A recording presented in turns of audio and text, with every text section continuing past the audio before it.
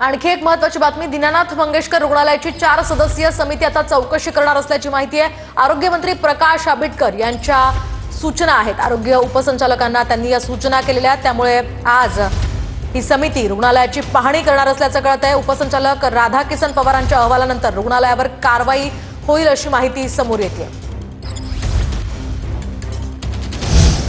आणखी एक महत्त्वाची बातमी पुण्यातनं, पुणे पालिकेकडून आता दीनानाथ रुग्णालयाला कारणे दाखवा नोटीस पाठवण्यात आली आहे। महानगरपालिका आरोग्य प्रमुख नीना बोराडे या आता नोटीस पाठवणार असल्याची माहिती आहे। आरोग्य उपसंचालकांना स्थापन केलेल्या 4 सदस्यीय समितीत नीना बोराडे यांचाही समावेश आहे, त्यामुळे गर्भवतीच्या महिलेच्या मृत्यूनंतर प्रकरणाचा खुलासा मागवणार असल्याची ही माहिती आता समोर येते।